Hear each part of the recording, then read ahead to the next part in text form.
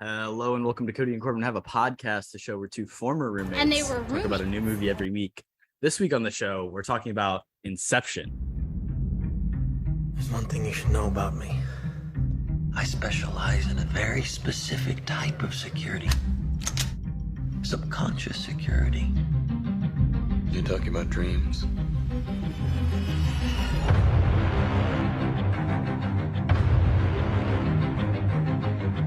Mr. Carl has a job offer he would like to discuss with you. What kind of work placement?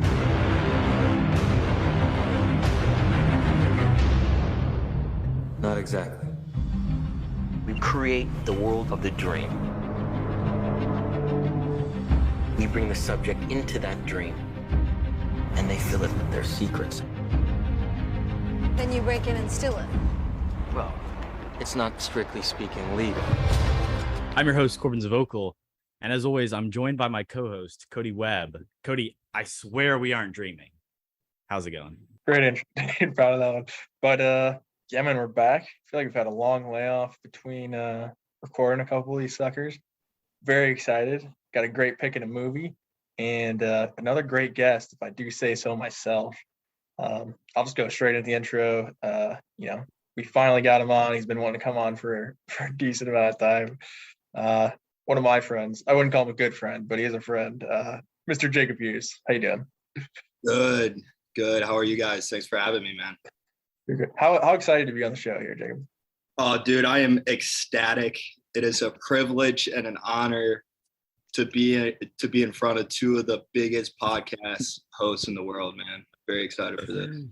Well, we appreciate the sentiment, and it's tough. You were the fifth guest named Jacob to come on our show, so and we don't have a lot of the second Jacob Hughes. We had somebody else like Jacob Hughes. Yeah, I was looking. Dude, I thought that was a joke, man. I literally thought that was a joke, and then I looked more into it. I was like, wow, there's actually another kid named Jacob Hughes who also has red hair.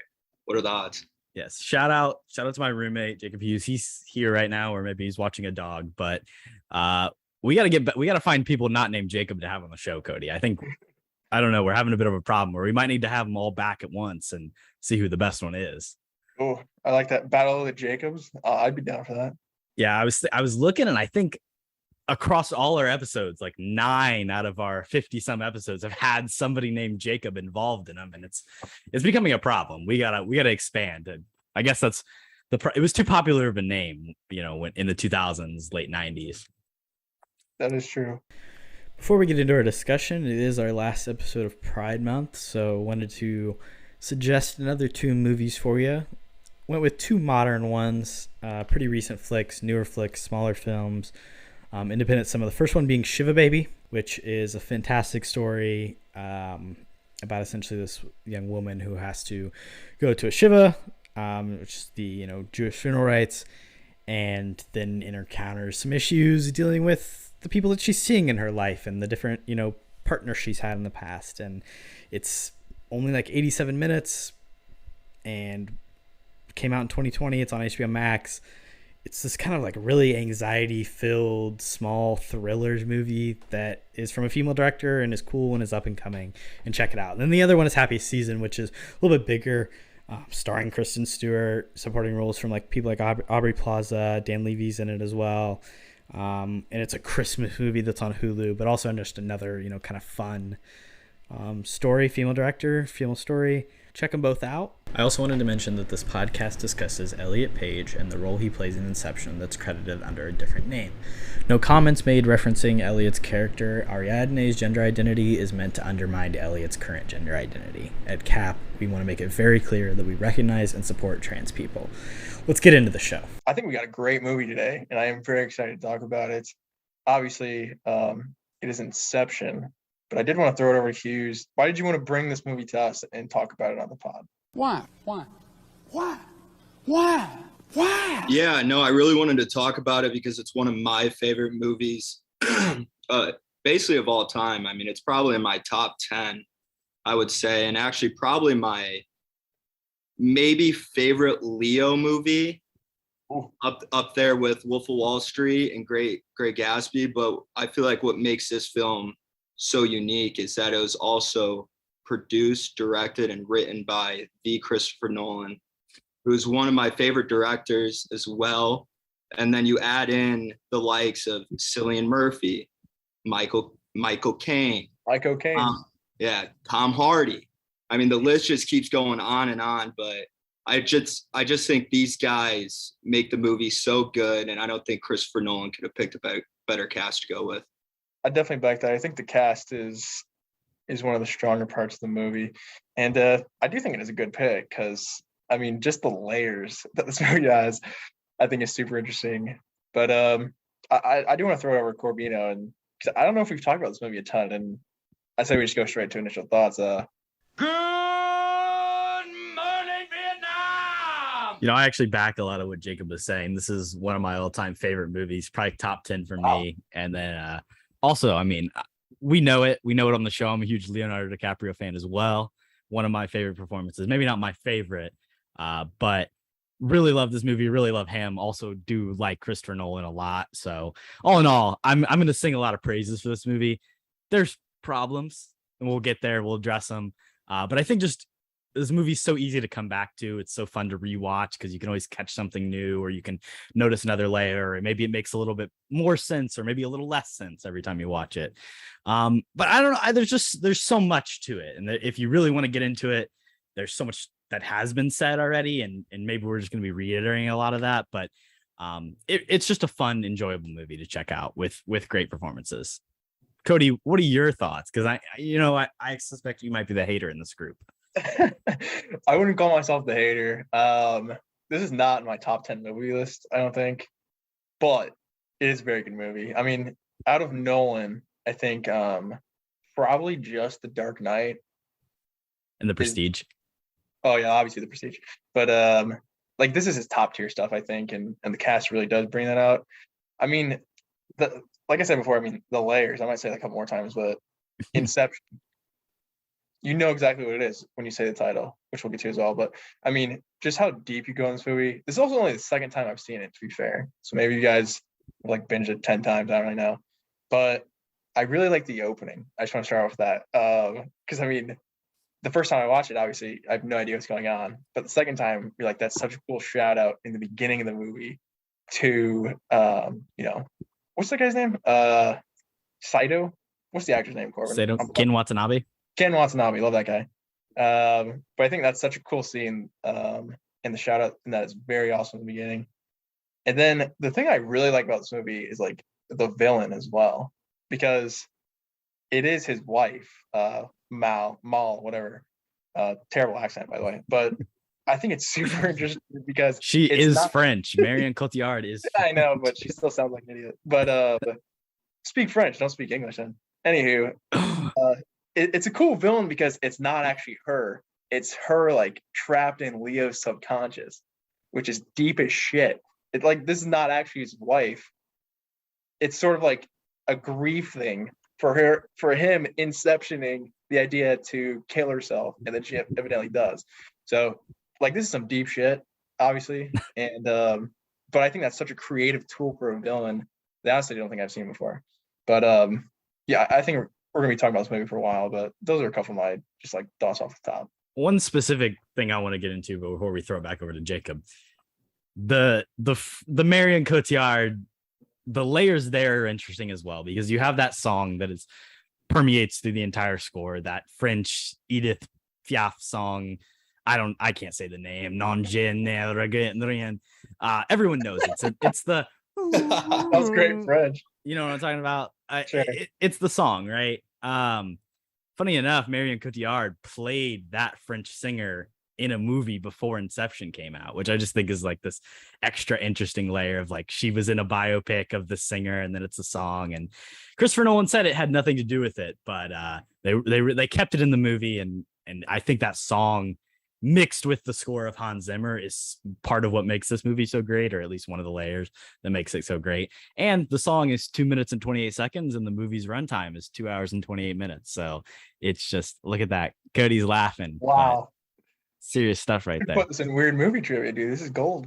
Oh, I got plenty for you. I didn't do my research this week. I'm a little worried. Jacob, what else you got for us initial thoughts wise? You guys were talking about Christopher Nolan, and you guys were saying that you thought it was a top tier production effort by him. I would argue that it's his best movie, if not his second best. I would put Interstellar possibly at one. And I am a huge Interstellar guy, big Matthew McConaughey guy as well. Aiden stole that episode from you. Yeah. I know. Couldn't believe it. But overall, I think it's a phenomenal movie. Cillian Murphy is another one of my favorite actors who stars in Peaky Blinders for the fans out there who may not know that. But overall, I think the premise is very unique. I don't think there's really another movie that kind of follows this same plot. And I was looking up just some research about the movie, and what I found so interesting is that Christopher Nolan actually wrote this script in 2000 and then came back to it about 6-7 years later when he approached Leonardo, and they kind of went back and forth trying to get him on.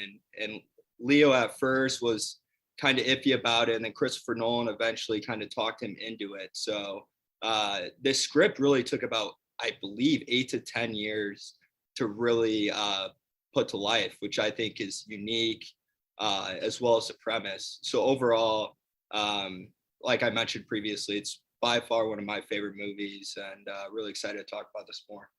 Yeah, no, lots of good stuff there. Other than the praise on Interstellar, I definitely disagree with that. But I mean, like you said, the premise wise, I think it is very interesting because basically, like, almost the last hour of the movie, like, the gist of it is they're falling out of a moving van, it's still exciting somehow. And then also Korbin, I mean, the music I think is ridiculous in this as well. Surely Hans Zimmer won an Oscar for this if he didn't. It's a joke. But I mean, just all in all, like, the production value and story wise, it is gonna, I think it's hard to find something like as unique, like you said. So I am pretty high in this movie.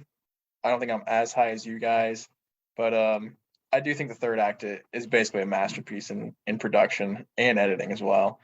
But I'll get into some issues later, but I'm with you guys. It's a good movie. It is better than Interstellar. I'll give you that. But I don't know about The Dark Knight and The Prestige. If we don't have any other thoughts, let's move on to roll credits. Roll credits. Do it. Cody, why don't you take it away for us? I would love to take it away because I think this is probably the strongest category that for roll credits that we might have ever had. First off, Inception. I already mentioned it. Hell of a title. I don't know if you can beat it. If you name it anything else, you're an idiot. Secondly, the opening scene I think is actually very cool. Again, I said it in my initial thoughts. Sort of Leo washing up ashore, and then his whole interaction with Ken Watanabe. Such a cool throwback. That, spoiler alert, that is my favorite scene of the movie. At the end when we get back to old Ken Watanabe, and that opening I think is perfect. And then as well, you have the closing, which is just iconic. I mean, the closing shot of the top, is it wobbling? We don't really know. Obviously, I think it's definitely wobbling. Well, that was my main question that I wanted to ask to both of you in this section. What is the explanation? Is it a dream? Is he finally in the real world with his family? What are you guys' takes? That's all you. What do you think? This is a tough one because every single time I watch this, I kind of change my mind. And it's interesting. Throughout the movie, they kind of write the movie to think that he's in a dream, essentially the whole movie. And you could kind of argue that from the very beginning. So overall, I think the end, that it is reality. That's what I'm going to go with. I think, to be the devil's advocate, I'm not giving in to all the conspiracies and everything. I think it is reality. So that's what I'm going with. Yeah, the question is, I mean, was Maul right? I mean, are they still in a dream? Which I think is a possibility, but I would agree with you that I do think it's reality, just because I'm a sucker for like happy endings and stuff. But I mean, physics-wise, like that top is going down. That's all I'm saying. But what do you think, Korbin? You're 100% thinking the other way. No, Christopher Nolan has basically said that it is real. Michael Caine said that Christopher Nolan told him if there was ever a scene that he was in, he knew it wasn't a dream. he's basically said, it's the idea isn't whether or not he's dreaming still. It's that he doesn't care. He's moved on with that part of his life. He's finally home with his family, and it doesn't matter to him. It still is probably going to fall over, and this is reality, but it leaves it open, I guess, for your interpretation. If you want to, that's the beautiful thing. If you want to take it as he's still in a dream, he was wrong the whole time, then whatever. That's how you can interpret it. Personally, I think it is reality, and I'll take the happy ending over anything else. Another thing that I think makes this movie so interesting is I was looking more into it, and apparently every single time that Leonardo DiCaprio or Dom Cobb is dreaming, he's wearing a wedding ring. And in the closing scene, you can't tell, but when he gets off the plane and he's going through customs, he is wearing that wedding ring. So it makes you think that it is actually real to go along with that as well. The world may never know. The only other thing I want to talk about in roll credits, the title, like you said, it comes up a lot. This idea of Inception inserting an idea into someone's head is very interesting. And I think the first time we hear about it, and when Joseph Gordon-Levitt's character is like, don't think of an elephant. And he's like, well, you're thinking of an elephant, but that idea didn't come from you. The ability to actually get an idea into your head and have you think it's your own idea is incredibly difficult. And I think they do a really good job of creating a believable storyline and a believable setup in a dream that Cillian Murphy's character really would break up his father's empire. They do craft what I think is a pretty conceivable and believable lie. And I think what makes this movie so great is that it's really a heist movie at the end of the day. And it's kind of in that vein of like Ocean's 11, like they're breaking into a person's mind. And, I'll take anything with sci-fi and dreams and that twist ending. I'll eat that shit up. Agreed. But as well, I mean, they go even deeper than Inception, right? They go to the dream within a dream within a dream within a dream, because they have to go fish out Ken Watanabe at the end. Yeah. So I don't really know. What do you call that, Korbin? What's past Inception? Well, they go to limbo. Inception is just putting an idea in to hunt down Mal. I'm sorry, and then Leo goes to limbo. So that's the fifth one. What's the fourth one called? Mall hunting. I think you're getting too into the nitty gritty of it. I think we're doing a pod about it. Inception. What do you expect? Yeah. Also, to bounce off real quick as well, like inputting the idea into his head, but making it think it's his own. I think that's genius. That's mostly Tom Hardy's character, obviously, but it's kind of like at the same time, like, I don't know. The whole Mr. Jones stuff kind of feels like shoved in just so they could get to that fourth Inception, which we'll talk about. But the idea of him coming up with on his own, I think is super creative as well. Yeah. Hughes, any final thoughts for roll credits? I think you guys covered it. Okay. Let's move on to stupidest part. You stupid. They're not. I think the ending, they just are trying to do too much. After they complete Inception and Robert Fisher, or Cillian Murphy's character, he decides that he's going to start his own empire. I think they could have done something different there. The whole idea of going into another dream and then another dream after that for Leo to go rescue Watanabe or whatever the hell that guy's name is. I just think it's droned on. That's really my only problem with it. But I know it kind of sets up the ending as well, so I understand why Nolan did that. But that's really my only problem with the movie. Yeah, and that's fair. I do think this movie is a little long. I think you could probably cut some things. I don't know. I obviously Nolan did not want to cut too much, but it is 2.5 hours, and I think it feels like 2.5 hours. So I think that's a good point. I think specifically that third act where they're in the snow world, things get a little bit bogged down there. I mean, they're there for a really long time, so it's hard for them to really like show that passage of time, but things get a little bit lost once they get to the ice world, essentially. One of my big problems with this movie in general, and it's a problem with a lot of Nolan films, is it's just very exposition heavy. It's everybody's talking and telling you exactly what's happening and why it's happening, and so you understand it. And it's a device that you have to use in a movie because the audience has to understand to a certain degree, but it's just so heavy in it. It's just hitting you over the head from the very beginning. You get Maul come into the scenario where it's when they've captured Joseph Gordon-Levitt and they're holding him at gunpoint.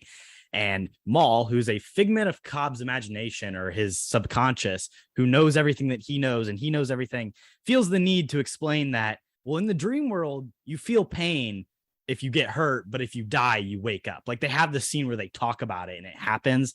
And it's that pattern of consistency throughout where it's like, rather than just him getting shot and then waking up, they have to like say it out loud. Like if you get killed, you're going to wake up in the real world rather than just letting it. I don't know. It's a little heavy on that. I think that's where the script is probably the weakest. Yeah, that was my first thing as well. I think the first act, it is a little bit slow. And, like you said, I mean, it's basically just explaining everything to do with, whatever this is called, dreaming and Inception, all that garbage. But I think it is necessary. It sets up the character super well as well. Like, I'll take a slow first act if the rest of the movie's fire. A couple of my things. First off, I mean, there's a lot of stuff with Cillian Murphy's character where it's kind of just like, you should probably figure this out at this point. I mean, they go 3 dreams deep, and basically just it like leads to basically like the dream within the dream within the dream, and then he comes out of the plane as well, but he has no security there. So I don't know. It's kind of strange how like the security was set up in the beginning because supposedly his mind's guarded, but his body's not guarded either. He's flying in first class, but he just got kidnapped by all these people and nobody seems to care. Also, wasn't there like a throwaway line where they're like, "Oh, this guy makes this flight all the time, but he does it on a private jet, and then now he's just flying commercial because his dad died." The line is that they say, "Oh, well, what if there was problems with the plane?" So like the idea is that they did something to his plane. Oh, okay. Perfect timing. Yeah. Fair enough, I guess. But my main point was, I mean, once they pull the Mr. Jones thing, that's what it's called, right? Mr. Charles. Mr. Charles. There we go. Yeah. This movie sucks. Mr. Charles. Once they pull that, it's kind of like you should probably figure it out once you go into another dream. Because that second level, it kind of makes sense. Like they're just trying to throw him off the scent of, they're getting shot by his guards in the car currently. But then, like, when he whips out the dream thing again, you're like, oh, let's go in this guy's dream. Why would his why would his internal security have the ability to then go deeper into his own subconscious? Exactly. You're right. But like the thinking is, I guess you're in a dream, so you don't necessarily question the things that don't make sense, even though he's been told it's a dream. I don't know. Good point. And that brings me to my last point. Doesn't he remember everything that happened in the dream, or no? Is that not true? I don't think so. I think it feels like you'd maybe dreamed it. I don't know. Okay, so it's like you know the main points, I guess, which is fair. But if you wake up and the whole crew on this plane who was all in your dream, actively like dream whatever, catching these other people, you're like, oh shit, maybe that's what just happened to me. So, not the smartest guy, Cillian Murphy's character, evidently, and he doesn't have any sort of training like they said he did, because I think he would have caught on a little bit earlier. But I'll bypass that. Obviously, that's a lot of specific stuff there, just for like the overall plot. But super nitpicky. But I mean, Cillian Murphy's an idiot at this point, if I'm being honest. Yeah, to go along with that, I completely agree. Another thing I didn't like was I thought they basically made Cillian Murphy to be a complete loof. They made him out to be a complete dumbass, like his character. I mean, that he wasn't able to catch on with the projections. Yeah, the Mr. Charles, how he got drugged so easily on the plane initially. Like Leo, his character just literally stuck something in his drink and he was out. I mean, I think they could have handled that a little bit better, but I mean, a lot of positives, very few negatives overall. Yeah, I mean, this is pretty nitpicky stuff, I think, but still relevant. Cody, having to pee makes it pour in your dreams? I guess so. I kind of like that. That's funny to me, and I'm a big rain guy, so bring the rain on. Champagne before going down under every time I back it. My last thing is, this movie kind of falls into the category of maybe being a film bro-y movie, or a movie that's like, if you like this, it's toxic, or what are your guys' thoughts on that, or why do you think this maybe kind of falls into that category? And what's your argument against it? I mean, I would say for me, when I think of those kind of movies, it is more like Wolf of Wall Street, Leo. I think the main protagonist. He's not a bad guy in this, I guess. No, I don't think he's a bad guy at all. He's a dad. You can look up to Cobb. Yeah. Yeah. So I think if, the main protagonist, like, this is a pretty douchey movie, if I'm being honest. Like, if the main protagonist is like a decent person and they don't have like terrible motives like Jordan Belfort, I feel like it is more of like a feel good, not like going to be characterized as a, douchebag movie. But I mean, just the themes of this movie are very douchey, but I feel like when I think of that, I definitely go to Wolf of Wall Street first. Yeah, for sure. I think some of the negative connotation is probably because of the star-studded cast. So a lot of normies I feel like are just generally drawn to this movie. But I mean, it's kind of disappointing to me because it is one of my favorite movies, but I understand why there is hate on it. And also a lot of people probably don't even understand this movie. Like the average, kid who we went to high school with probably doesn't understand this movie. Yeah. You think Colton understands this movie? We should have had him on. Can we start talking about consortiums or not yet? Shout out Board. Go ahead, Corbin. I'm sorry. I'm gonna move, as Kody would say, moving swiftly on. No, I agree with what you guys are saying. Obviously, the certain level of popularity that this film has. This is an extremely well-seen movie. It did very well at the box office. It had a re-release after 10 years that people were going to. Recently, I saw The Batman, the movie that came out this year, became one of the fastest movies to ever hit 1 million watches on Letterboxd, which is a social media platform that Kody and I use a lot to track movie watching. Inception, when they launched Letterboxd, was the first movie to hit 1 million watches. So it's like, it's very clear it has this following. People like it. Christopher Nolan, obviously a well-respected director. Leonardo DiCaprio, one of the famous white boys of our not our generation, but of the last 100 years. Like you said, he's played The Great Gatsby. He's been in The Wolf of Wall Street. He's in Catch Me If You Can, The Departed. He's been 7-time Oscar nominated, or 8 if you're Kody. I don't know. This is a movie with a lot of men and a lot of big ideas. It's not as deep as it likes to think it is, maybe to a certain degree. I think a lot of Christopher Nolan movies also fall into that, where it's like they tried to go I think Interstellar really fails in this. It tries to go for the biggest idea, and sometimes it does better when it stays with the simple stuff. But yeah, I don't know. I still like this movie a lot. I think you have to recognize the flaws that come with it. That is true. It is like weirdly simple, I think. Obviously it's not, but like the end point and the beginning point, I feel like make a lot of sense. But think about like the main theme of both of those movies, like Interstellar and Inception. At the end of the day, they're kind of just about dads who are trying to get back to their kids, right? That is true. I've wiped Interstellar from my mind, if I'm being honest. But I also wanted to ask, does this movie pass the Bechdel test? Because Maul and Ellen Page do talk very Elliot briefly. Page. Elliot Page. Yeah, all respect. Umbrella Academy. But I mean, does it pass the Bechdel test? What do they talk about specifically? I don't. I think they talk about Dom, don't they? Yeah, probably. So I was gonna say Nolan almost finally passed the Bechdel test, but I still don't think he has, sadly. Maybe we'll get to that day. But yeah, I don't know if there is a movie, to be entirely honest. So let's move on to favorite scene. She is very gorgeous to me. Why don't you take it away, Hughes? I would say my favorite scene is probably when the Inception actually works. But other than that, I just like the build up until they get to the fourth dream. But the build up of knocking out Cillian on the plane and just transitioning from dream to dream, I thought it was super clever.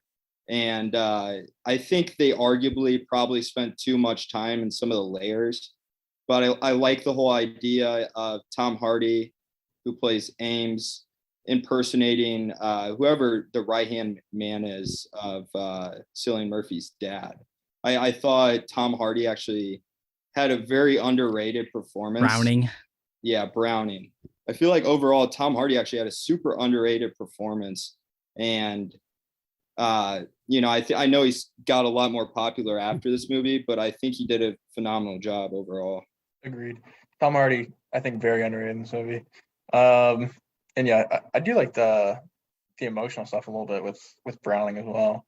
I have a lot of stuff throughout here, so I'll just do it all at once. I talked already about just mostly the third act of, this car being thrown off the bridge. I think that's so fun and creative. And it's actually pretty riveting as well. So shout out that. Second one, I already talked about it. The Ken Watanabe limbo scene. I love that shit. I don't know why, but go watch it if you haven't seen it. And then my two other I want to throw out, this is an obvious one, but the spinning hallway, Joseph Gordon-Levitt, such a cool fight scene. And it is actually practical, which makes it even more fun. I think watching it, obviously they're on wires and stuff, but I think just the visual style of that is pretty much unmatched compared to Nolan's other stuff. And then a big plot point, I think the mall Inception reveal is done actually really well. And I like that a lot. The first time I remember watching, I did not see that coming at all. I mean, you've already had 4 twists thrown at you. And then Leo is the one who, put this idea in her head accidentally to kill her. So I thought that was really well executed as well. I'm sure Corbin has some other stuff he wants to shout out. But I mean, overall, scene to scene, I think it's pretty impressive, but maybe all put together, it's not as impressive. But if you just cut up every single scene and you show 10 different people, every single one of them, I think they're going to say it's next level stuff. So yeah. There are a lot of really great scenes in this. You mentioned the hallway fight. That stands out to me as if I'm going to pick a scene that is just great, it's super well executed. Like you said, the effects are amazing. They literally built a hallway that spun and they got to walk around it, and that's sick. That's the other moment is Leo and Elliot Page when he first takes their character into the dream world, and they're sitting there at basically a cafe in Paris, and Ariadne, what a weird ass name, first of all. what a name for a character. Ariadne. But it's just really cool to see those two characters together, and then the world literally starts folding in on itself. Just incredible VFX, and seeing the crazy stuff that Ariadne does, where she opens the door and there's the mirror, and it's just a lot of fun, and it's kind of seeing the possibilities of the dream world for the first time. Is really cool. Yeah, I agree with that actually. And also I like how Joseph Gordon-Levitt, he was talking about that staircase, and he's explaining to Elliot. Yeah. I think it's called a Penrose staircase, but he's explaining kind of how the dream world works and kind of how you want to structure it. And to go along with what Korbin said, when they really started messing with physics in the dream world, and the initial scene where Elliot Page first goes into the dream and Leo starts to question her and ask her about, where are we right now? How did we get here? And everything starts to click for her. I think that's a pretty cool transition, and really kind of sets up the rest of the movie as well. Yeah, no, absolutely. And I think honestly, maybe a fault, I know we're in favorite scene, but maybe a fault of this movie is that they don't take advantage of some of those possibilities as well as they could have. We see some cool stuff. Joseph Gordon-Levitt kind of pulls the staircase trick again later in the movie, in the hotel, and obviously there's the rotating hallway, but I feel like there's a lot more possibilities to expand on this idea of trippy architecture and mazes, and it's just we don't really get all of that. Maybe there's another movie here that's more exciting and has more stuff. I don't know. The budget goes up, but that's true. I was gonna say I'm kind of surprised there wasn't a sequel to this movie, just because the cast is that good, and it is Leo, and it's Inception, and you can literally do anything you want. I think if it was any other director, yeah, maybe. And not that Nolan hasn't done sequels. He did a whole trilogy of movies, but outside of that, I don't know. I just don't think. But if you're gonna do one this, would be the movie, just because you're not barred down to any sort of story for the next one. You don't even have to bring back Leo, I guess. Well, that's the thing. If we do ever see something in this universe again, I don't want the Leonardo DiCaprio story, but I feel like there's a ton of dream heists. There's so many cool opportunities for stuff. Yeah, make it a TV show. Dude, put it on HBO Max. I'd watch the shit out of that. But. Yeah, I just feel like overall they probably couldn't get Leo to do another movie and commit to one. And also, around that time frame, a lot of other movies were going on, and a lot of these other people were probably already committed to other roles, so maybe that's why they never followed up with it. But just paying more money. Who cares? True. Welcome to Hollywood, baby. I don't know. You know what? I'm sure one day we will have another piece of media that is probably related to this in some way. Just considering the path of IP and where we're at, like it'll probably happen. When did this movie come out? Like 2010? 2010. Yeah. I mean, dude, it's been good 15 years almost. I don't think it's coming. Who is this, a Warner Brothers movie? I think so. I think it's Legendary Pictures. I think it's Legendary. I think it's both. I think it's actually both. I don't know if it is. I'm pretty sure. It's definitely Legendary. I feel like it's not. I think it's Legendary and Warner Bros. It is it was distributed by Warner Brothers. So. Oh, what a joke! It's Legendary and Syncope, right. And which Syncope is the Christopher Nolan, I think. Yeah. Now. Yeah. Let's talk filmmaking. We are Full Sail University. We take dreams seriously.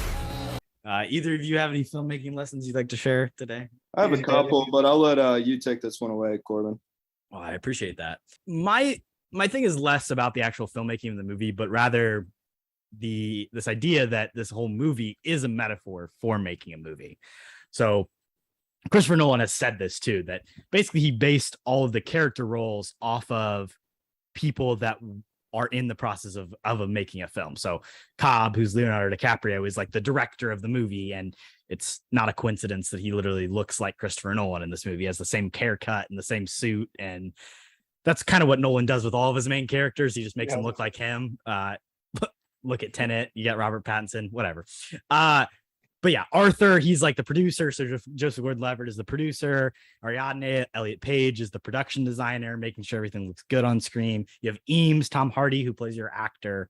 Sato's, he's the studio. He's got the big money, comes in. And then Cillian Murphy's character, Fisher, he's like the audience. He's the person watching. They're creating a story, and he's taking it in. So I think it's just interesting to look at that kind of metaphor, that allegory that he creates with this. Christopher Nolan says, I wrote the process that I knew about. And that's the process of making a movie. So maybe it's a little cheesy to be like, oh, this is just all one big metaphor for what it takes to make a movie, but it's still cool. That's cool. What position is the drug guy? He's the drug guy. He's the drug guy that makes the movies enjoyable. Fair enough. I like that a lot, actually. I would have not have thought of that, but also, yeah, every protagonist Nolan has kind of is him a little bit. I didn't think about that too, but that is interesting stuff. I only brought kind of one thing, kind of like the special effects. I feel like most of them do hold up, but there is one specific one where I was like, that kind of looked terrible. So it is a scene with Elliot Page and Leo, and it's after she bends the whole thing. And then it's where they're like stepping step up. Yeah. That looks fucking terrible. So I thought that was funny, but I mean, the effects in general, I think hold up very, very well. And I think that's a big part because a lot of it is practical, which obviously makes a big difference. But I wanted to shout out that one terrible effect. So yeah. I'm not a physics major, but I feel like overall the physics in the movie is pretty cool and pretty consistent to real life based off of my knowledge. And if I'm wrong about that, please feel free to let me know. But specifically, I feel like when the van is falling off the bridge and the gravity starts to change, and it actually affects and leads to the scene where Joseph Gordon-Levitt's fighting in the hallway, I think that is super cool, and how the gravity changes and is basically consistently changing as the dreams start to break down. Yeah. And like the kick that he sets up as well in the elevator, I think that's creative as hell as well. And that bounces off, like, if this was an actual thing, like that's probably the best way to do it physics wise. Because there's no like real way if you're just, floating in the air constantly to have a kick like that. So yeah, that is also true. All right, let's talk weird movie details trivia. Naked grandma. Naked, huh? Now, Kody, you said you didn't do very much research. Yeah, but I am curious to kind of hear what your question are. So why don't you go ahead and get it started? I got a couple questions, and per usual, they're aligned. But I'll start off with my first one. And and I want Hughes to answer first because I think Corbin might know the answer.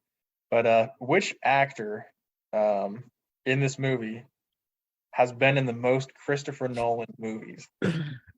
Cillian Murphy. Cillian Murphy. That's Jacob Hughes' answer. Corbino, what you thinking?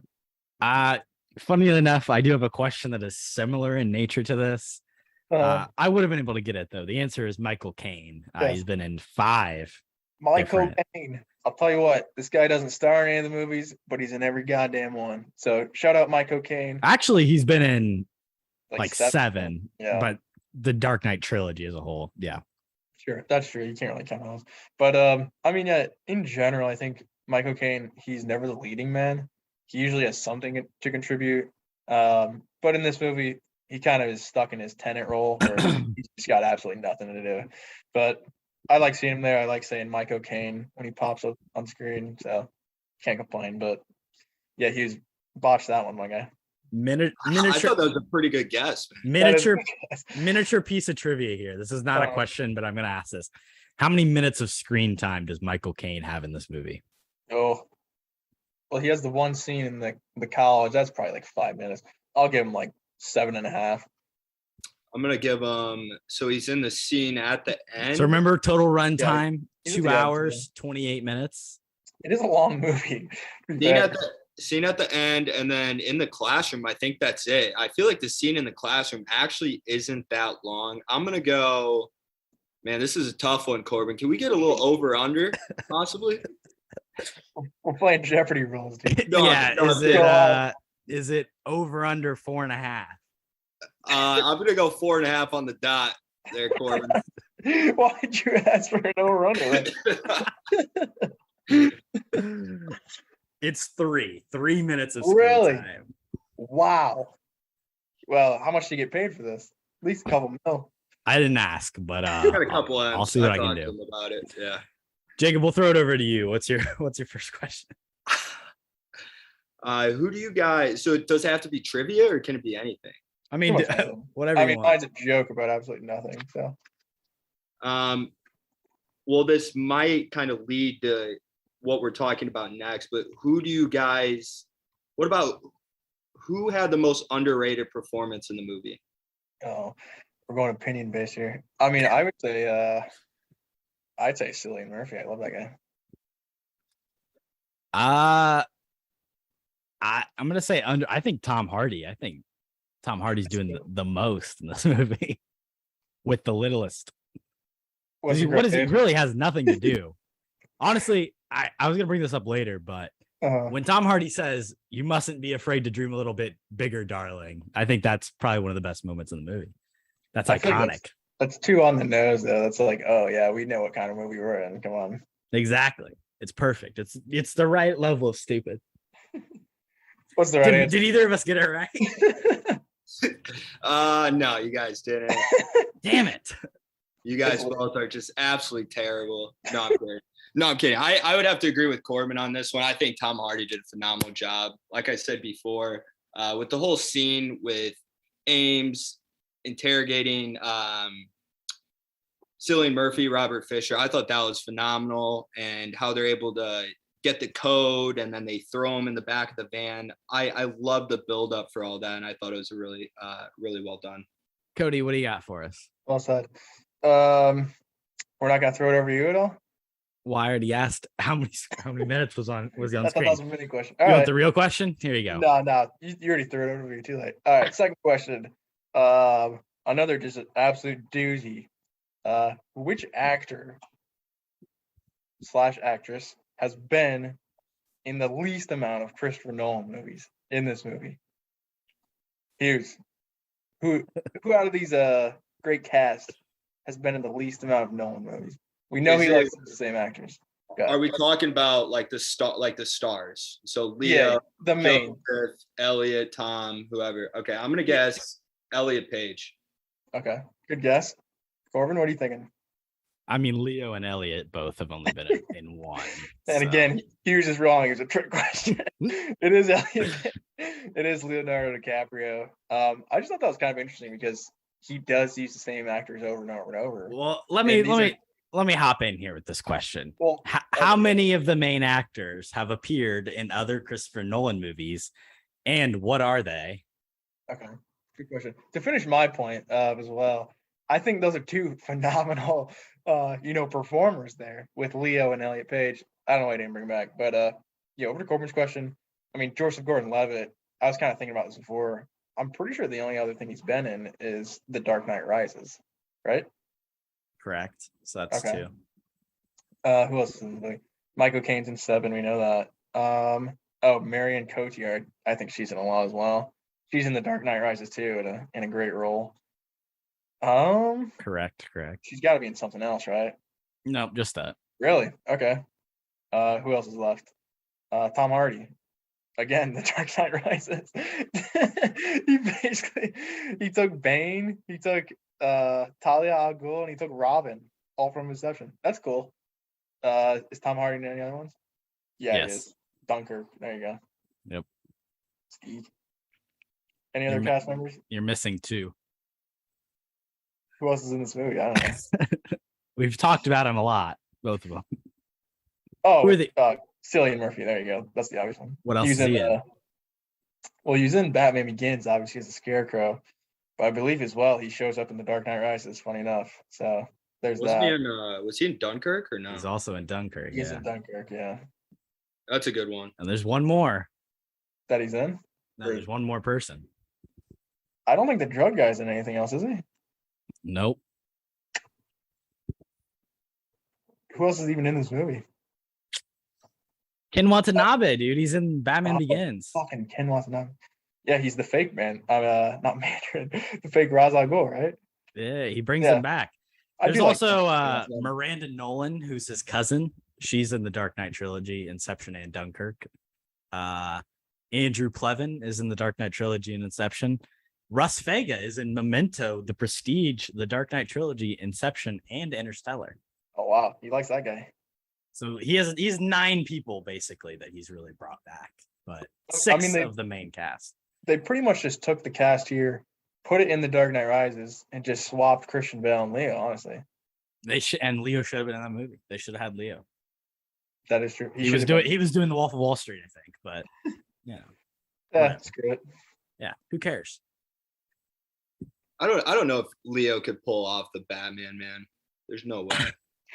Make him a villain. She should have been the Joker. Could have been Two-Face. That would have been cool. Yeah. I think he'd be pretty good as Batman too. I'm not gonna lie, but I'd take a Leo Batman any day of the week. No shot. Protect the Batflick. Okay. I have another question. Should I ask it? Yeah. Christopher Nolan has said that the snow-based third level of The Dream was inspired by his favorite James Bond movie. Is it A, Her Majesty's Secret Service, B, The Spy Who Loved Me, C, Octopussy, or D, Casino Royale? Good question. I thought you were going to throw in Spectre there, because that also has a snow scene featuring Dave Bautista. What year did Spectre come out? I think it was after Inception, was it not? Well, yeah, it definitely was, but I just want to shout out Dave 2015. All right, good point. Hughes, what are you thinking here? A lot of good options. I honestly have not seen absolutely any of those, but if we're talking about good spy movies, I would recommend go watching Austin Powers' The Spy Who Shagged Me. Fucking phenomenal movie, if we're being honest. Great rec. I like that was helpful.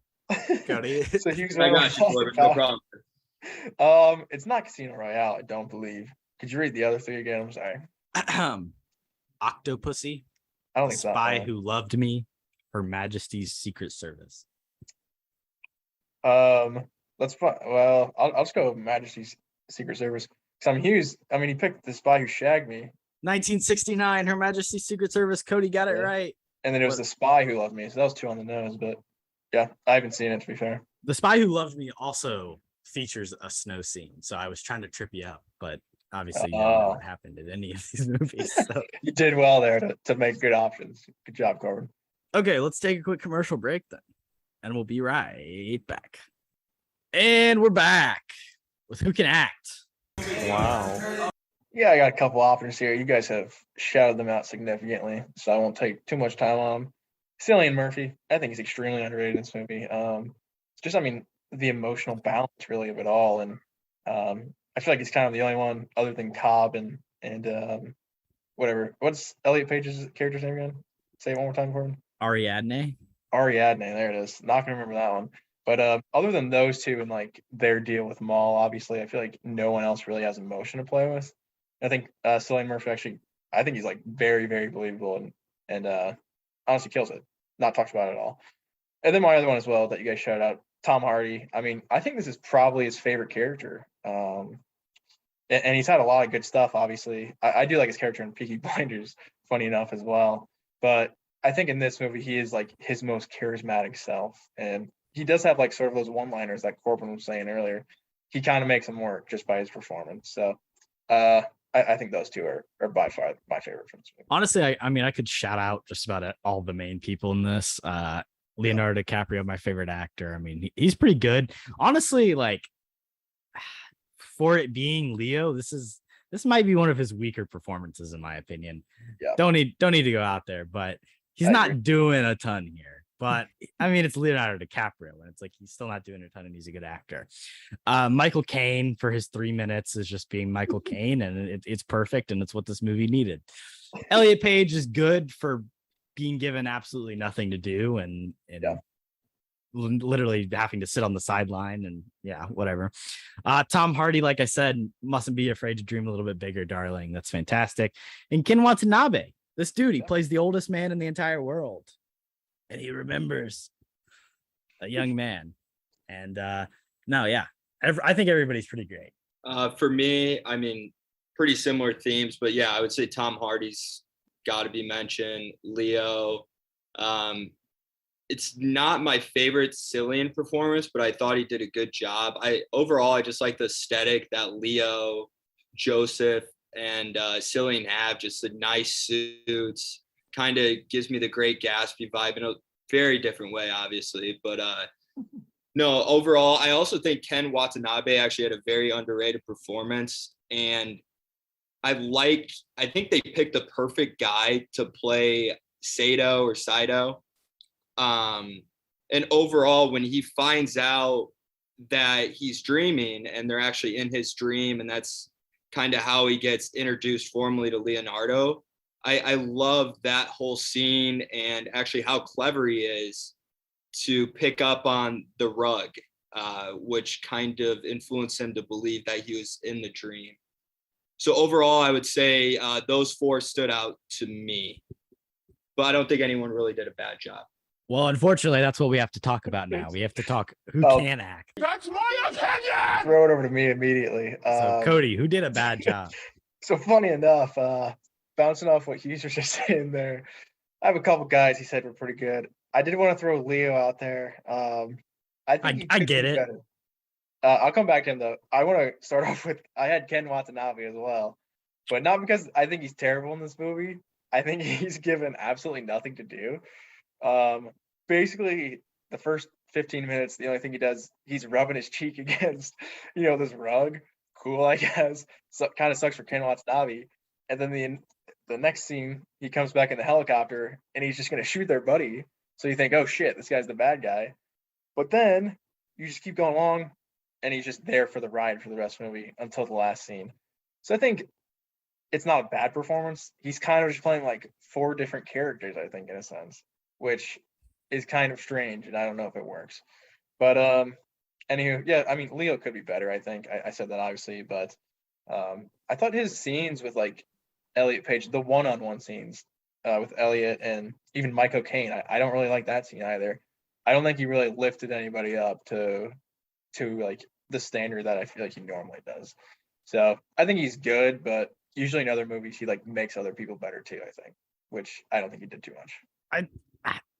To get on the Leo thing, I think it's a little bit of the writing. Like, I know we've praised how great of a movie this is, but like his character is pretty one-dimensional. It's like, I've got this wife who's haunting me and I want to see my kids. Like he has no personality. Like, he doesn't make jokes. He's not cool. He's just like this guy. He's just this guy who, he's smooth and he's like the cool guy and he's handsome and you trust him, but there's no personality there whatsoever. And I think it's just in the writing. I mean, I guess, Christopher Nolan doesn't have any personality either, is what he's trying to tell us. I'm not sure. That is a good point. I mean, writing wise, the character writing I don't think is great. The concept writing is insane, I think, which is what Nolan is great at, to be fair. True. But you are correct. I mean, there's not a ton of character development in this movie other than the obvious Cillian Murphy, in this entire idea, and a little bit Cobb. But I mean, everybody else, it's pretty much more about the mission than anything else. So that's interesting. But kind of jumped off. Who else can act, boys? Somebody tell me. I actually wasn't a big fan of Elliot Page's performance, and this was probably my least favorite actor / actress in the movie. And Korbin touched a little bit on the one-on-one scenes with Leo and Elliot Page. Overall, I just really didn't think those scenes stood out at all. Besides, I mean, it was cool and everything watching her learn how to bend gravity. But overall, I think her performance was a little stale and boring, and I think they could have picked someone better to fill that role. My big call out here, and he's not in the movie a ton, is Tom Berenger as like the Godfather guy, as Cillian Murphy's best friend, basically. I guess the only person that actually cares about him. I think the role of Browning is an interesting, weird one to have in there. I mean, Tom Hardy's pretending to be him for half the movie, but for me, Tom Berenger, he just gets in there, he whines a little bit, and he doesn't really do anything interesting. So when you're up against that star-set of a cast, it's kind of the toughest when you're like the highest build, not big name person. But I don't know. Yeah, that's true. I mean, I feel like he has a pretty hard job too, because he has to act like how Tom Hardy would act in his body. So that's. I mean, I don't think he's doing that. I think he's just playing one character. I think that scene where he's sitting there, he kind of has to act like he doesn't know anything about Cillian Murphy. He's just trying to play along. Yeah, he's just playing the same character. He's not playing a character playing a character. It's not that deep. It's that deep. It's Inception, bro. Come on. Any other last who can't act? Nah, it's a pretty good cast, I think. Shout out this cast. Even the weak points are strong points. Let's go to the recast. You're fired. You're fired. You're fired. You're fired. We're moving people around. We're replacing people. I'll get it started for us. We talked about it earlier in the episode. Christopher Nolan likes to use people from his other movies. So I felt it was only right if I was going to recast somebody, I needed to pull from a previous Christopher Nolan text. So I've taken two people from the movie The Prestige and I've placed them into this film. First one, I'm replacing Tom Berenger, the Godfather character, Browning. And this person is maybe not quite old enough, so maybe he needs to age like 10 years or whatever, but it's Hugh Jackman. So obviously Hugh Jackman, this would be a little bit of a supporting role for him where he's normally a lead, but I think he could really just come in and be that, like, okay, this is an actual guy you could have looked up to and have been a good person in your life. And I want to see Hugh Jackman in this movie. I think you're wasting Jackman there, bro.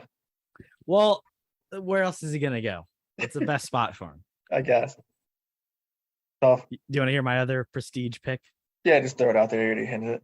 Yeah, so the other person is Rebecca Hall, which is plays Christian Bale's love interest. I don't remember her name. But I'm taking Joseph Gordon-Levitt out of this. We're getting rid of him. And we're getting another female in here because we need this movie to pass the Bechdel test. We need a female producer. And I think she can she can be basically what Joseph Gordon-Levitt does. I mean, he's just a guy in a suit who like walks around. Like she could just be dressed nice and walk around. Give it to Rebecca Hall. Yeah, she can handle it. She's a great actress. I beg pulling from The Prestige, so I can't argue with it. But I have two replacements as well. My first one, I'm going to get rid of Marion Cotillard. We didn't touch up too much in the acting stuff. I think she's okay. But instead, I as well have to pull from another Nolan project. And I'm going Anne Hathaway. I've been giving her some more chances recently. Obviously, she was terrible in Interstellar. But I think Nolan-wise, she is one of the better actresses from, so-called his franchise of films. And I think she could pull off a little bit more of a menacing villain. I think Maul, whatever, the French thing, they need to drop that, obviously. But, I think Anne Hathaway can bring some explosiveness to the set, which I like a lot. So we're adding her on. I do have another one, but I want to throw it over to Hughes. Do you have any replacements? I think you have to put Morgan Freeman in this. I really do. Who he would replace, didn't think about it, but you got to put him somewhere. Going after Michael Caine? Give him. You want a big role? Yeah, but I like Michael Caine as well, so I don't know. But on a serious note, maybe Matthew McConaughey as Cillian Murphy. I'm probably gonna get hate by saying that, but that's kind of a mainstream opinion probably. But I think Matthew McConaughey would place that the Robert Fisher character really well, and some of the roles have kind of been similar in different ways to Cillian Murphy's and Matthew McConaughey, and also we've talked about Interstellar a decent amount for whatever reason. But Matthew McConaughey is in that, and another Nolan boy, another Nolan movie. Yeah. So I think overall that he might actually do a pretty decent job as Robert Fisher. I agree. I think McConaughey hasn't. I don't think he's been in enough Nolan movies, if I'm being honest. So I'd throw him in there. I think it'd actually be pretty good. Oh, and I do have another one. I forgot. My second one. I am getting rid of Joseph Gordon-Levitt as well, whose name is pretty hard to say. But, he's also just forgettable in this. We didn't really talk about him at all in acting it either. So I'm getting rid of the forgettable. And who else can you bring in who's not forgettable? I already shouted out once this spot. Dave Bautista. Welcome to the movie. Christ. We're back. It's been a while. Yeah, it's been a while. I'll tell you what, supposedly Joseph Gordon-Levitt, he's kind of like the brawn in the operation, right? Supposedly. What do you mean? What else does he do in this movie other than just kill? Yeah, he's got the guns. You're right. Yeah. Sure. So bring in a real, American hero, as I would call him, Dave Bautista. Put him in the movie. I mean, he could actually be the muscle, I think, of this team. That is actually believable, and he can also shoot guns, so that works as well. But you got to bring him into the fray at some point. I think you could replace the Arthur character, the Joseph Gordon-Levitt character, with Cillian Murphy, and then have Matthew McConaughey play Robert Fisher. And now you're talking about a movie. Let's get the reboot going. Let's get Christopher Nolan on the phone and let's get it going, man. I'd rather just throw in McConaughey for Cillian Murphy and then as well throw in Dave Bautista for Joseph Gordon-Levitt. But why do we keep talking about Dave Bautista? I think he's a good actor, but all right. Stop talking about him, dude.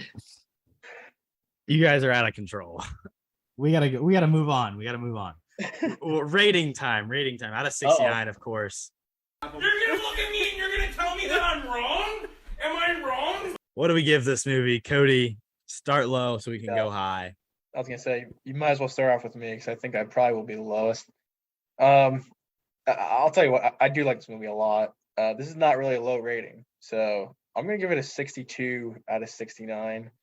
Again, I'd probably put it third best from Nolan, which is one of my favorite directors. So pretty big ups. I'm gonna put it pretty close to Kody. It's one of my favorite movies. It's in the top 10, but I don't know if it scratches at top 5.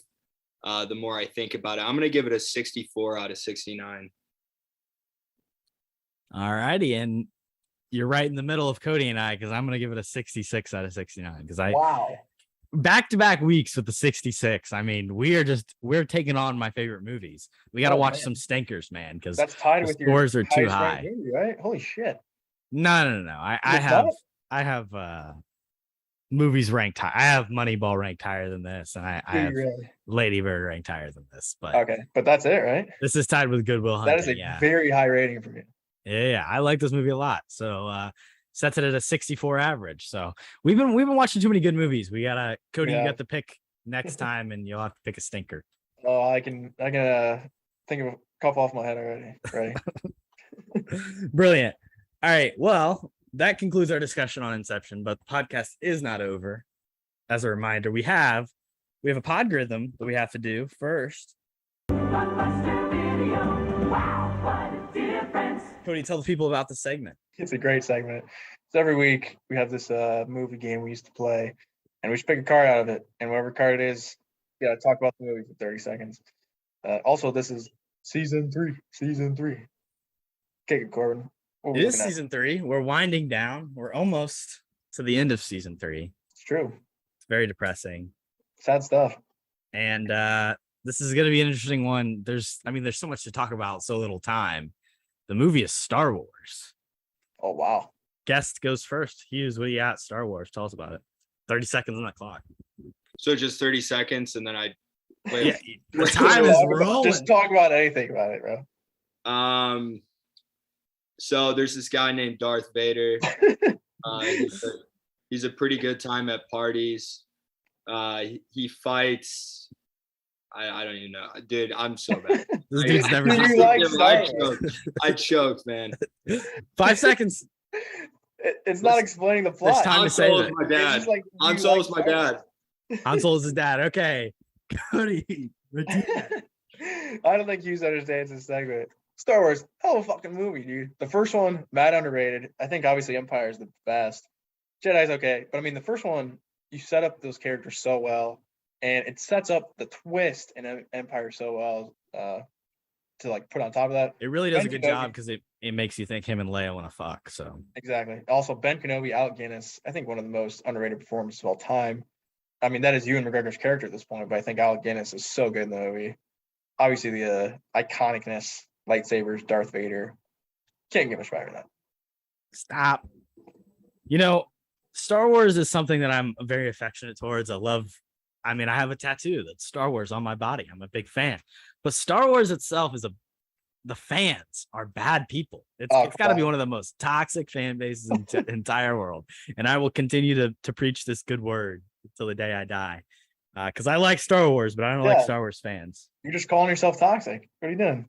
Obi-Wan Kenobi, not bad though. Check it out.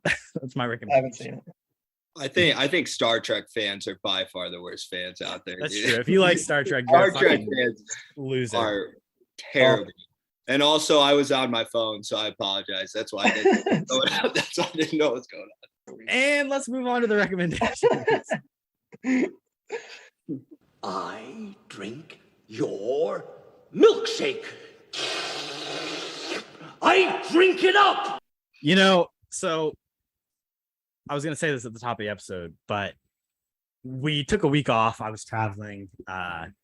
We haven't done an episode. So we're going to be doing 2 episodes this week to make up for it. And our next episode is going to be entirely dedicated to providing a ton of recommendations of things you can watch, things you can stream. So I'm going to keep my recommendations pretty light for the time being because we have a ton in the next episode. I have watched 27 movies in the time since we last recorded.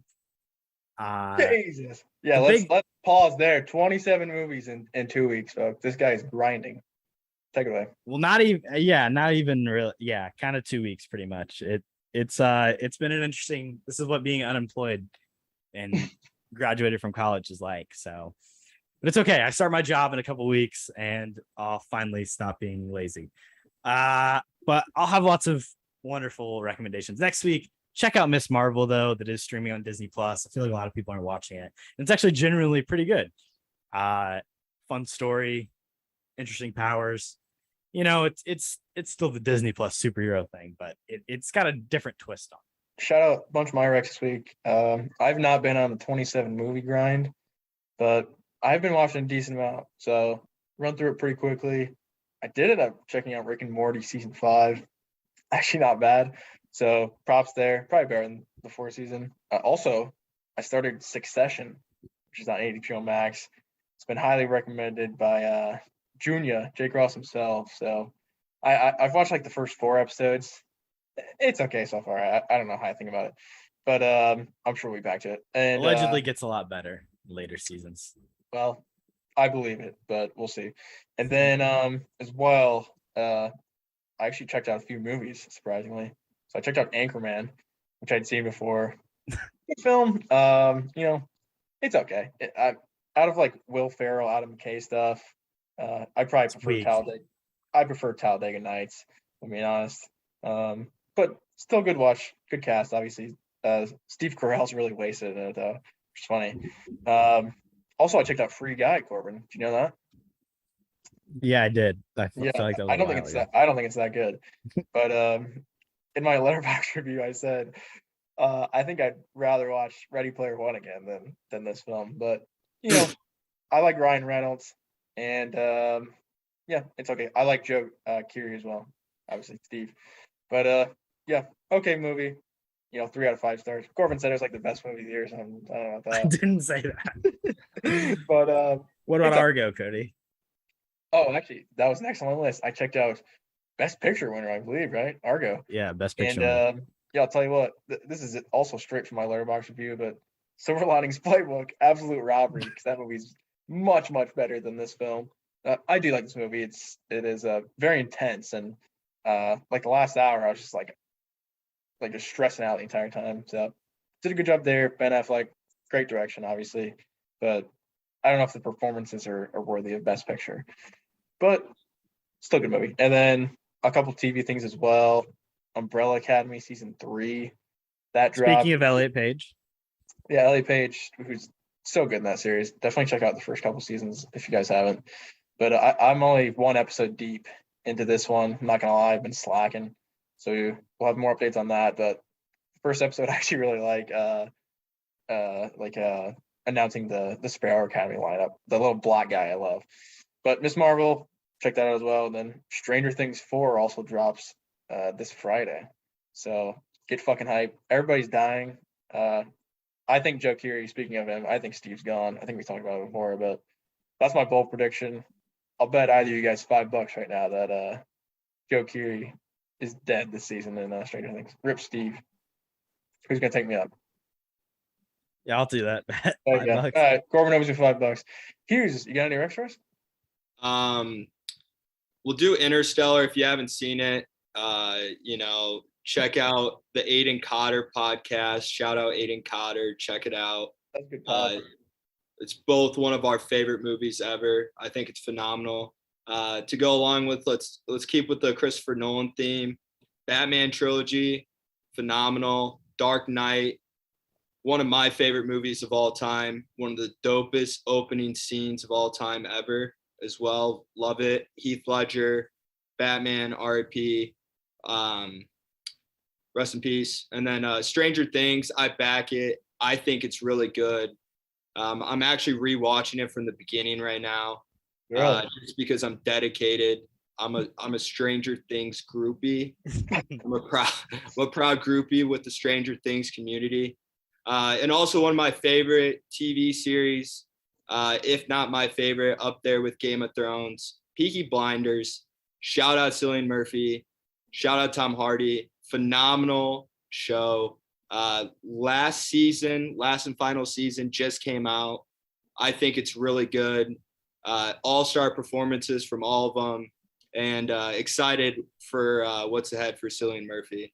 And last but not least, I'm going to do a shout out for Ozark. Jason Bateman, direct, produced, phenomenal job. He really wasn't taken seriously before that after being in what was he in Arrested Development? Arrested Development, yeah. One of my favorite shows.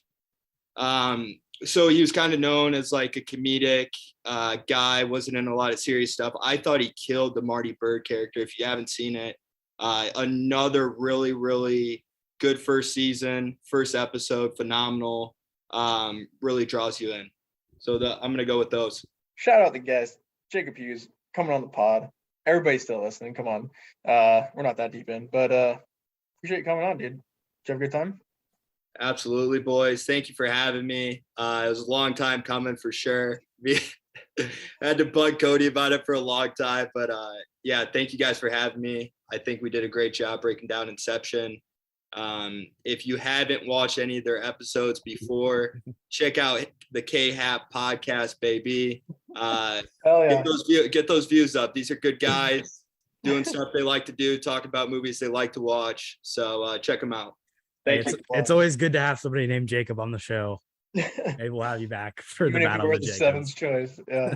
Hey, let's get a poll with best Jacob. Best Jacob guest. Pound J Hughes money line, baby. Let's get it going. The other J Hughes. Oh, true. Fuck. You guys get to combine. It was a pleasure to have you. Pleasure to have another podcast in the books. We're doing it. Amazing things are happening. We'll catch you all next episode. We'll be back. Stay cabin. Peace. Peace. What you just said is one of the most insanely idiotic things I have ever heard. At no point in your rambling, incoherent response were you even close to anything that could be considered a rational thought. Everyone in this room is now dumber for having listened to it. I award you no points, and may God have mercy on your soul.